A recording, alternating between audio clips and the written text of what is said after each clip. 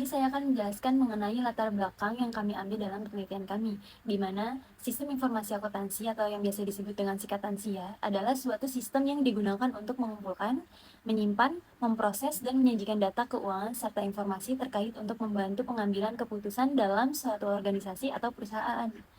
Dalam era digital yang terus berkembang, sistem ini menjadi semakin penting karena mampu meningkatkan efisiensi, akurasi, dan transparansi dalam pelaporan keuangan. Selain itu, pengawasan dan pelaporan keuangan yang efektif sangat penting untuk menjaga integritas dan kredibilitas sebuah perusahaan.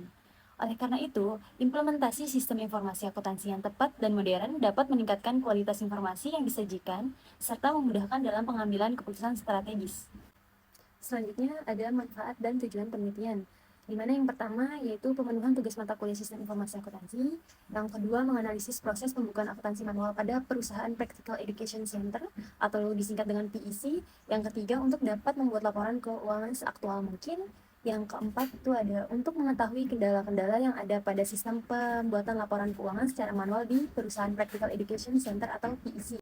Selanjutnya metode penelitian. Pada penelitian kali ini, metode yang kami ambil adalah yang pertama observasi, yang kedua wawancara, lalu yang ketiga studi kepustakaan.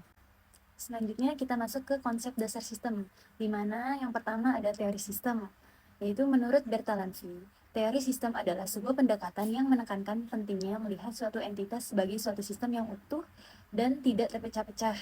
Ia menyatakan bahwa sistem terdiri dari elemen-elemen yang saling bergantung dan berinteraksi dalam mencapai tujuan yang sama. Bertalanffy berpendapat bahwa sistem dapat bersifat terbuka, di mana ada interaksi antara sistem dan lingkungan luar. Oke, lanjut. Yang kedua ada teori pengolahan informasi atau Information Processing Theory, di mana Jogianto mengaitkan pengolahan informasi dalam SIA dengan konsep struktur informasi dan alur sistem. Ia menjelaskan bahwa dalam sistem informasi akuntansi, proses pengolahan informasi mulai dari pengumpulan data transaksi, validasi data, penyimpanan dalam database, hingga pemrosesan data untuk menghasilkan informasi yang dapat digunakan untuk laporan keuangan atau keputusan manajerial. Pengolahan informasi di sini tidak hanya terkait dengan pengumpulan dan penyimpanan data, tetapi juga dengan analisis data untuk memberikan nilai tambah bagi pengguna informasi. Oke, selanjutnya masuk ke teori yang ketiga, yaitu teori pengendalian internal. Menurut CSO, atau Committee of Sponsoring Organization of the Treatway Commission, sistem pengendalian internal memiliki tujuan untuk memberikan keyakinan yang wajar dalam 3 era, di mana yang pertama adalah keandalan pelaporan keuangan, yaitu pengendalian untuk memastikan akurasi, kelengkapan, dan keandalan laporan keuangan. Yang kedua adalah kepatuhan terhadap peraturan dan kebijakan yang berlaku, yaitu pengendalian untuk memastikan bahwa operasi berjalan sesuai dengan hukum dan regulasi yang berlaku. Yang ketiga ada efisiensi dan efektivitas operasional, yaitu pengendalian untuk memastikan penggunaan sumber daya secara efisien dan tercapainya tujuan operasional. Oke, lanjut.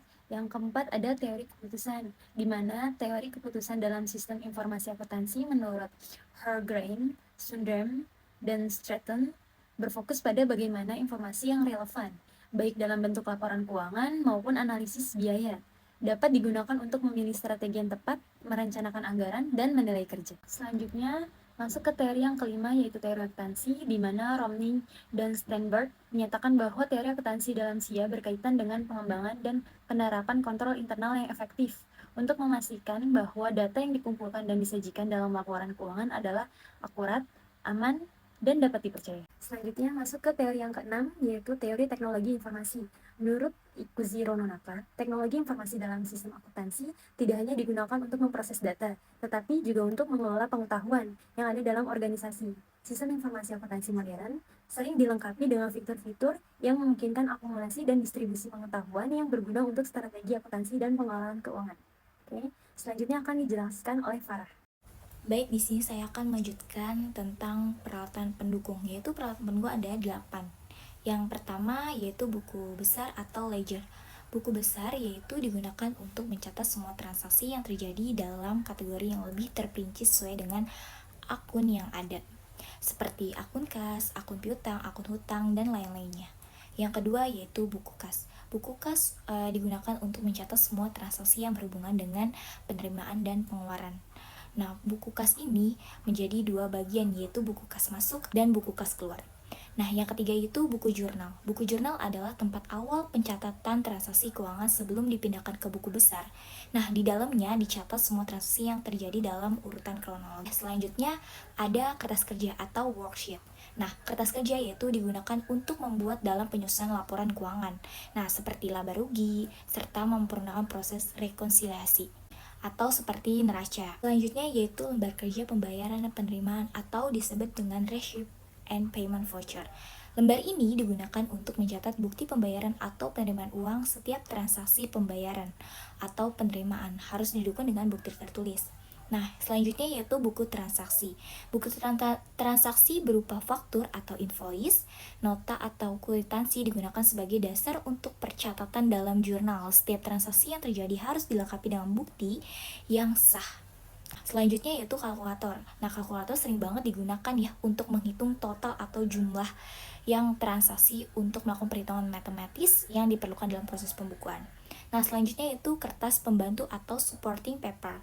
Nah, kalau nggak ada kertas pembantu, maka nggak ada untuk mendukung atau menjelaskan transaksi yang dicatat, seperti perincian atau menjelaskan yang lebih rinci tentang transaksi yang lebih besar.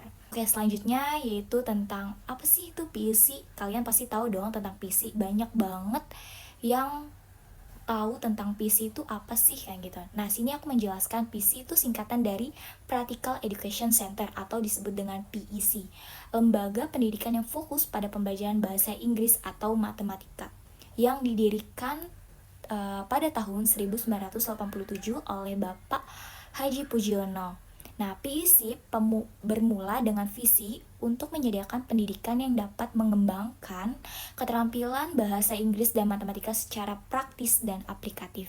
Nah, kantor pusat PEC berada di Kosambi atau Cikarang, Jakarta Barat. Selanjutnya, seiring dengan perkembangan dan prestasinya, semakin dikenal oleh berbagai pihak dan menjalin kemitraan dengan banyak institusi, baik di tingkat lokal maupun nasional. PEC bekerja sama dengan Dinas Pendidikan Kota dan Daerah, sekolah-sekolah di tingkat TK, SD, SMP, SMA, dan maupun SMK, serta perguruan tinggi untuk memberikan pelatihan dan pendidikan tambahan kepada siswa mereka.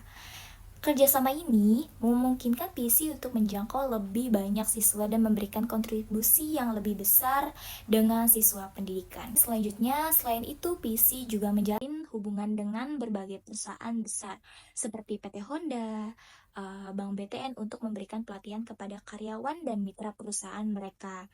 Kemitraan ini menunjukkan bahwa PEC tidak hanya berfokus pada dunia pendidikan formal, tetapi juga memperluas jangkauan ke dunia profesional dengan menyediakan pelatihan yang relevan dan berkualitas.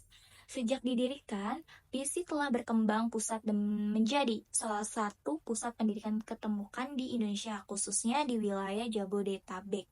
Nah, di sini ada bagian-bagian struktur organisasi. Yang pertama yaitu ada direktur utama yaitu CEO, pemegang usaha atau pemegang sahamnya, pemegang PEC. Nah, yang di bawah CEO yaitu ada 3 bagian. Yang pertama direktur pendidikan dan program.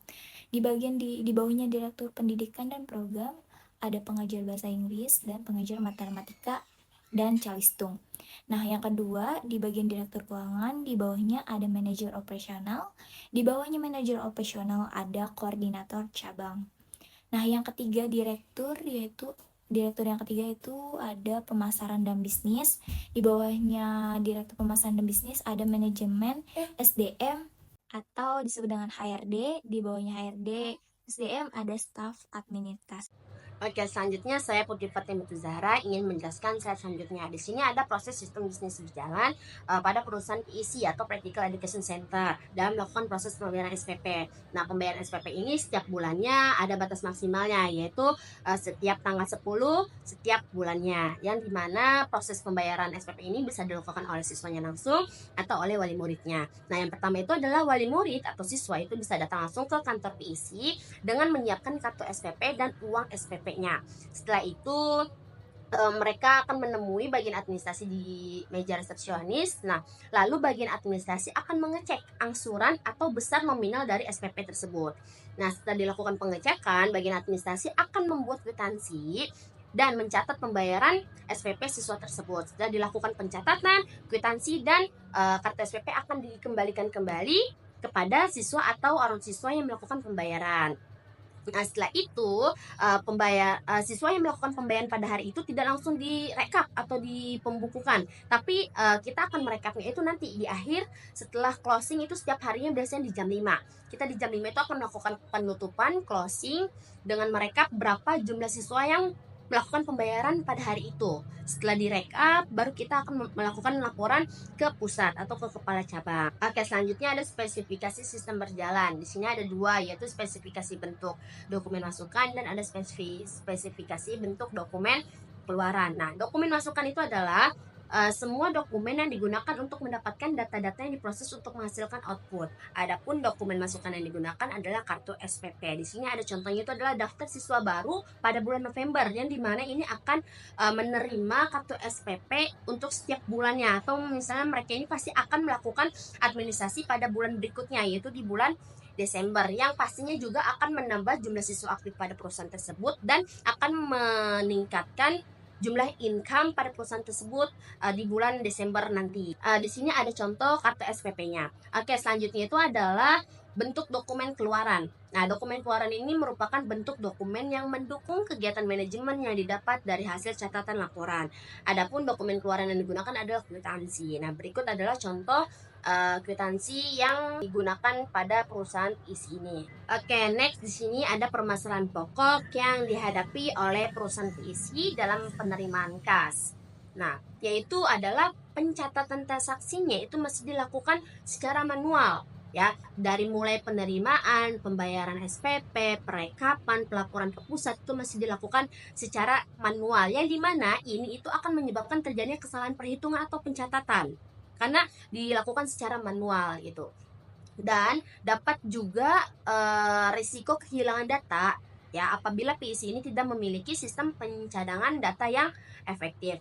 Oke, selanjutnya di sini ada pemecahan masalah dari pokok permasalahan tadi, yaitu yang pertama ada implementasi sistem pembayaran otomatis menggunakan software manajemen keuangan yang terintegrasi untuk mencatat transaksi pembayaran SPP secara otomatis, yaitu mengurangi kesalahan manual dan mempercepat proses juga karena sudah terkomputerisasi atau sudah otomatis. Yang kedua adalah menyediakan pembayaran online, yang dimana mengimplementasikan platform pembayaran online untuk memudahkan siswa dan orang tua melakukan pembayaran langsung dan tercatat otomatis dalam sistem. Yang ketiga adalah pencadangan data yang efektif.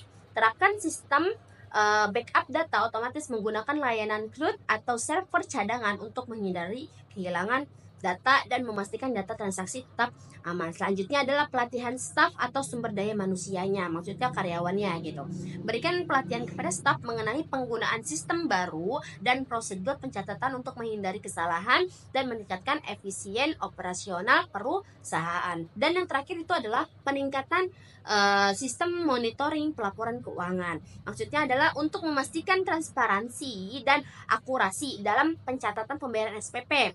PIC harus memiliki sistem monitoring dan pelaporan keuangan yang baik. Pelaporan keuangan yang tepat, waktu, dan akurat akan mempermudah pengelolaan dan pengawasan. Oke, selanjutnya adalah kesimpulan dan saran. Kesimpulannya yaitu yang pertama, sistem pembayaran SPP siswa yang berjalan saat ini masih dilakukan secara manual dari segi pencatatan data dengan menggunakan sebuah buku besar. Yang kedua adalah kendala yang terdapat dalam sistem berjalan saat ini mengenai pembayaran SPP yang sering menyita waktu lama ketika berproses pembayaran SPP di setiap bulannya, dan terkadang dapat mengakibatkan kesalahan perhitungan data dalam pembuatan laporan. Hasil laporan yang disajikan mengalami keterlambatan dan kekurangannya data. Dan yang terakhir itu adalah tidak memiliki sistem pencadangan data yang menyebabkan adanya risiko kehilangan data. Sarannya yaitu yang pertama, implementasi sistem pembayaran otomatis dan terintegrasi untuk mengurangi kesalahan pencatatan. Yang kedua yaitu penyediaan platform pembayaran online yang memudahkan transaksi dan mempercepat pemrosesan. Yang ketiga yaitu penguatan sistem pencadangan data untuk mencegah kehilangan data. Yang keempat, peningkatan pelatihan staf dan pengguna sistem agar semua pihak dapat memanfaatkan teknologi dengan optimal. Dan yang terakhir adalah peningkatan sistem monitoring dan pelaporan keuangan untuk memastikan transparansi dan akurasi dalam pengelolaan kas. Oke, cukup sekian presentasi dari kelompok saya. Kurang lebihnya mohon maaf. Wassalamualaikum warahmatullahi wabarakatuh.